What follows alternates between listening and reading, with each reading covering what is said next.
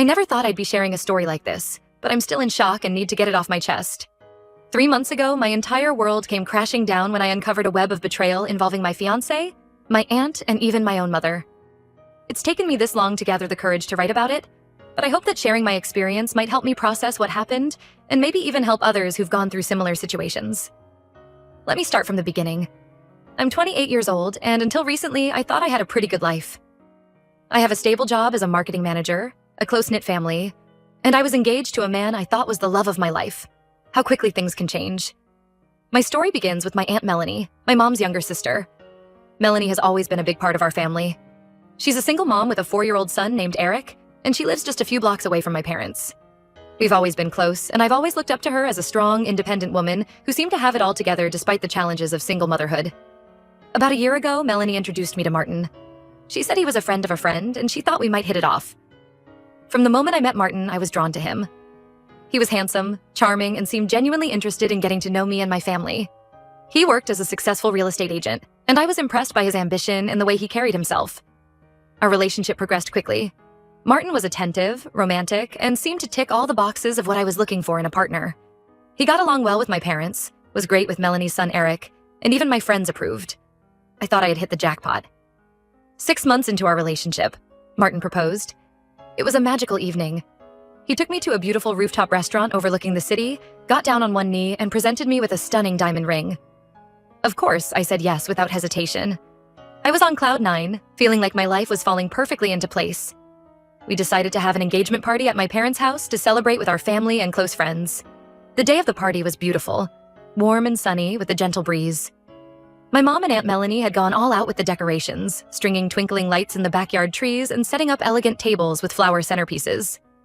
I felt like a princess in my new pale blue dress, and Martin looked dashing in his tailored suit. As we greeted our guests, I couldn't stop smiling. My dad was, beaming with pride, shaking hands with everyone, and bragging about his little girl finding such a great guy. Even my mom, Rebecca, seemed happy. Though looking back, I realized there were signs that something wasn't quite right. Throughout the party, I noticed my mom looking worried and distracted at times. Whenever I asked if everything was okay, she'd brush it off, saying she was just emotional about her daughter growing up so fast. I didn't think much of it at the time, chalking it up to the emotional nature of the event. I also caught my mom and Aunt Melanie having hushed conversations several times during the party. They'd be huddled in a corner, speaking in low voices, but whenever I'd approach, they'd quickly change the subject or claim they were just reminiscing about old times. Again, I didn't think much of it then, but now I wish I'd paid more attention. The engagement party was a success, and in the weeks that followed, Martin and I started making plans for our future together. We talked about where we wanted to live, how many kids we might want, and all the exciting adventures we'd have as a married couple. I was so caught up in the romance of it all that I failed to notice some red flags that, in hindsight, should have been glaringly obvious. One thing that struck me as odd was Martin's behavior whenever he'd visit our house. He'd always ask about Melanie, how she was doing, if she'd been around lately, that sort of thing. At first, I thought it was sweet that he was showing interest in my family, but the frequency and intensity of his inquiries started to feel a bit strange. Still, I brushed it off, telling myself I was lucky to have a fiancé who cared about my family. Another thing I noticed was that my mom seemed to be spending more time with Aunt Melanie than usual. They'd always been close, but suddenly they were going shopping together almost every day, or having long sister lunches that would last for hours. When I'd ask about their outings, they'd give vague answers and quickly change the subject. Despite these small oddities, I was happy and excited about my future with Martin. We'd set a wedding date for the following summer and were in the midst of planning when everything fell apart. It was a Saturday, and Martin and I had plans to go shopping for some new home decor. I was excited to start picking out things for our future home together. But at the last minute, he called to cancel, saying something urgent had come up at work. I was disappointed but understood that these things happen, especially in his line of work. Since my afternoon was now free, I decided to see if Aunt Melanie wanted to go shopping instead. Her house was so close that I didn't bother calling first. I figured I'd just pop over and surprise her. When I got there, the front door was locked, which was unusual. Melanie almost always left it open during the day. Not wanting to disturb her if she was napping, I remembered the spare key hidden behind a loose brick near the back door. I let myself in quietly through the kitchen, planning to surprise her. As I entered the living room, I saw little Eric fast asleep on the couch. This struck me as odd because Melanie was usually very attentive and rarely left him alone, even when he was napping. That's when I heard it. a man's laugh coming from down the hall, followed by Melanie's familiar giggle. My heart started racing as I recognized that laugh. It was Martin's. I told myself I had to be mistaken, that there was some explanation. Moving as quietly as I could, I made my way down the hall towards Melanie's bedroom. The door was partially open, and what I saw through that crack shattered my world. There, on the bed, were Martin and Melanie. They were kissing passionately, their hands all over each other. I couldn't breathe. I couldn't think. I just stood there, frozen, as the truth of what I was seeing sank in. They were so caught up in each other that they didn't even notice me. I don't know how long I stood there, watching this nightmare unfold before my eyes. It could have been seconds or minutes. Time seemed to stand still. Finally, I managed to back away without making a sound. I left the house the same way I came in, closing the door softly behind me. Once outside, I broke into a run, tears streaming down my face as I headed home. I locked myself in my room and cried for hours, unable to process the betrayal I'd just witnessed. How could Martin do this to me? How could Melanie, someone I loved and trusted, betray me like this? My mind was reeling, trying to make sense of what I'd seen. When I finally collected myself enough to think clearly, I decided I needed to talk to my parents. They'd know what to do, how to handle this mess. I was about to call my mom when I got a text message from her saying she was out shopping with Aunt Melanie and would be home late. My blood ran cold. I knew that was a lie because I'd just seen Melanie with Martin. Why would my mom lie about being with her? A horrible suspicion began to form in my mind, and before I knew it, I was heading back to Melanie's house. I had to know the truth, no matter how painful it might be. This time, I didn't hesitate. I went straight to the back door and let myself in. The house was quiet. Eric must have still been napping. I crept down the hallway, my heart pounding so loudly I was sure they'd hear it. As I approached Melanie's bedroom, I heard voices, not just two, but three distinct voices. Nothing could have prepared me for what I saw when I looked into that room. There was Martin, naked on the bed, with both Melanie and my mother. They were laughing, touching each other, completely lost in their own world of betrayal and deceit. I felt like I was going to be sick. The room started spinning, and I had to lean against the wall to keep from falling. Without thinking, I pulled out my phone and started recording. I don't know why. Maybe as proof to myself that this nightmare was real, or maybe because I knew no one would believe me otherwise. I sent the video to my dad right then and there, my hands shaking so badly I could barely hit send. Then, unable to stomach another second of what I was seeing, I turned and ran. This time, I slammed the door behind me as hard as I could. I wanted them to know they'd been caught, to feel even a fraction of the pain and humiliation they'd caused me. I don't remember much after that. I think I wandered the streets for hours, trying to make sense of how my life had fallen apart so completely in the span of a single day. How could the people I trusted most in the world betray me like this? My fiancé, my aunt, and even my own mother. They had all been lying to me, deceiving me in the worst possible way. When I finally made it home, I found my dad sitting on the front steps, his face pale and drawn. He'd seen the video I sent, and he was just as shocked and devastated as I was. We sat there together, both of us crying, trying to comfort each other even as our worlds crumbled around us. The next few days were a blur of confrontations, tears, and anger. Martin tried to explain, claiming it was a one-time mistake, but I knew better. My mother begged for forgiveness, saying she'd gotten caught up in something she couldn't control. Melanie tried to justify her actions, saying she had needs that weren't being met. Their excuses and explanations only made me feel more hurt and disgusted.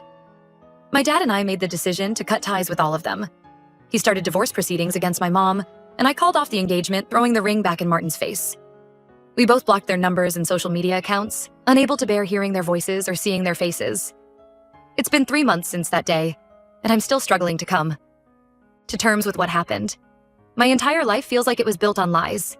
The people I loved and trusted the most turned out to be the ones who hurt me the deepest. I've been going to therapy, trying to work through my anger and pain, but it's a slow process. My dad has been my rock through all of this. We're both hurting, both betrayed by the women we loved, but we're supporting each other as best we can. We've moved out of our family home, unable to bear the memories it held, and are starting fresh in a new apartment across town.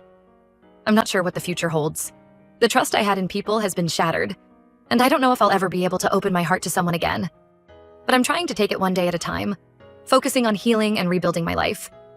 If anyone has been through something similar or has any advice on how to move forward from this kind of betrayal, I'd really appreciate it. Thank you for letting me share my story. It helps to know I'm not alone in this struggle. Update. It's been 3 months since I last posted about the devastating betrayal I uncovered involving my ex-fiancé, Martin, my Aunt Melanie, and my mother. First, I want to thank everyone who reached out with kind words, shared their own experiences, and offered advice. Your support has meant more to me than I can express during this incredibly difficult time. A lot has happened since my original post, and I wanted to update you all on where things stand now. It's been a roller coaster of emotions, but I feel like I'm slowly starting to see a light at the end of this very dark tunnel. As you might expect, my engagement to Martin is completely off. After I exposed their affair, he quickly left town, probably to avoid facing the consequences of his actions. Good riddance, I say. I hope I never see his face again. The ring he gave me? I sold it and donated the money to a charity that supports victims of domestic abuse. It felt good to turn something that represented so much pain into a force for good. My father and I have stuck together through this whole ordeal. When he received that video I sent, he was just as shocked and devastated as I was. It didn't take long for him to make the decision to divorce my mother. He's cut all contact with both her and Melanie. It hasn't been easy, but we're both slowly picking up the pieces of our lives. We've moved out of our family home and found a small apartment across town. It's been an adjustment, downsizing and starting over, but it's also been cathartic in a way. We're creating a new space that isn't tainted by the memories of betrayal. Dad has been amazing through all of this. He's dealing with his own pain, but he always makes sure to check in on me and offer support when I'm having a tough day. My mother did try to apologize and explain herself, but neither my father nor I are ready to forgive her. The betrayal runs too deep, and the trust that's been broken feels irreparable right now. She sent letters, left voicemails, and even tried to corner me at my workplace once. I've made it clear that I need space, and if she can't respect that, I'll have to take more drastic measures. Through all of this, some ugly truths have come to light. It turns out that Martin and Melanie had been in a relationship for 5 years before I even met him. 5 years. Melanie's husband had left her years ago, but she couldn't marry Martin because she would lose the child support payments for her son, Eric. So they kept their relationship a secret, playing the roles of doting aunt and charming family friend. But it gets worse. About 2 years ago, Melanie introduced my mother to Martin, and they began an affair as well. I still can't wrap my head around how my own mother could do this to me and my father. The level of deception is staggering. All those times I saw them whispering together, all the secret smiles and inside jokes. It was all part of their twisted game. The most sickening part of all is that Melanie came up with a plan to have Martin marry me. Their twisted logic was that if Martin was my husband, both Melanie and my mother would always have access to him. They could continue their affairs right under my nose, using family gatherings and casual visits as cover for their deception. They were willing to sacrifice my entire future, my chance at genuine love and happiness, just to satisfy their own selfish desires. Looking back, so many things make sense now. The hushed conversations I'd overhear between my mother and Melanie, the worried looks my mother would sometimes have, Martin's constant questions about Melanie, it was all part of their elaborate scheme. I feel so used and manipulated. These were people I trusted completely, and they were playing me for a fool. My father and I are in therapy now, both individually and together. It's helping us process our emotions and start to rebuild our lives. The therapist has been great, helping us work through our anger and pain, and teaching us coping mechanisms for when things get overwhelming. It's a long road, but I feel like we're making progress. I'm focusing on my career and spending time with friends who have been incredibly supportive throughout. This whole ordeal. I've thrown myself into work, taking on new projects and responsibilities. It helps to keep my mind occupied. And the sense of accomplishment I get from doing well at my job has been a much-needed boost to my self-esteem. My dad has found his own ways to cope. He's thrown himself into his work too, but he's also started taking cooking classes as a way to occupy his mind and learn a new skill. It's been good for him, giving him a creative outlet and a sense of achievement. We've started having weekly dinner nights where he tries out his new recipes on me. It's become a special bonding time for us, a bright spot in all this darkness. We're taking it one day at a time. Some days are better than others, but we're making progress. The pain and anger are still there, but they're not as raw as they were in the beginning. We're learning to live with what happened, to accept that we can't change the past, but we can control how we move forward. To those who asked in the comments of my original post, no, we haven't pressed any charges or taken legal action beyond the divorce. We just want to move on with our lives and put this whole ugly chapter behind us. The divorce proceedings are ongoing, and while they're not pleasant, we're both committed to getting through them as quickly and cleanly as possible. I'm not sure what the future holds, but I know I'm stronger for having gone through this. Trust doesn't come easily to me anymore, But I'm working on not letting this experience make me bitter or closed off to the possibility of love in the future. My therapist is helping me work through these trust issues, reminding me that not everyone is like Martin, my mother, and Melanie. It's a slow process, but I'm learning to open up again, bit by bit. One positive thing that's come out of this whole mess is that I've reconnected with some old friends who I'd lost touch with over the years. When news of what happened spread, because in a small town, news like this always spreads, several of my high school and college friends reached out. They've been incredibly supportive, offering shoulders to cry on, distractions when I need them, and reminders that I'm worthy of real, honest love. I've also started volunteering at a local animal shelter on weekends. Being around the animals has been therapeutic, and the unconditional love from the dogs and cats has been a balm for my battered heart. There's something healing about caring for creatures who need love and attention, and it's helped me feel useful and needed during a time when I felt so lost. As for Martin, Melanie, and my mother, I don't know what's become of them. Martin left town shortly after everything came to light, and I've heard rumors that he moved to another state. Melanie and my mother have both tried to contact me multiple times, but I've maintained my distance. I'm not sure if they're still in touch with each other or if their twisted alliance fell apart when their secrets were exposed. Honestly, I try not to think about them too much. They don't deserve any more of my time or energy. My father has been on his own journey of healing. He's joined a support group for people going through divorces, and I think it's been helpful for him to connect with others who understand what he's going through. He's also rekindled his passion for photography, something he loved when he was younger but gave up when life got busy. Seeing him find joy in something again has been really heartening. To those who asked about Eric, Melanie's son, I worry about him sometimes. He's innocent in all of this, and I hope he's okay. I've thought about reaching out to check on him, but I'm not sure if that would be appropriate given the circumstances. It's a complicated situation, and I'm still trying to figure out how to navigate it. Looking ahead, I'm cautiously optimistic about the future. This experience has taught me a lot about resilience, about the importance of self-respect, and about the true meaning of family. My father and I may be a smaller family unit now, but we're stronger and more honest with each other than ever before. I'm not dating yet, and I'm not sure when I'll be ready to put myself out there again. For now, I'm focusing on healing, on rebuilding my life, and on rediscovering who I am outside of the roles of daughter, niece, and fiancé that I've lost. I'm learning to trust my instincts more, to value my own happiness, and to set boundaries where needed. To anyone else who might be going through something similar, know that you're not alone. What happened wasn't your fault, and you deserve so much better. It's okay to be angry, to be sad, to feel lost, but also know that healing is possible. Surround yourself with people who truly care about you. Seek professional help if you need it, and be patient with yourself. Healing isn't linear, and some days will be harder than others, but you will get through this. Thank you again to everyone who's been following my story and offering support. Your kindness has been a bright spot in an otherwise dark time.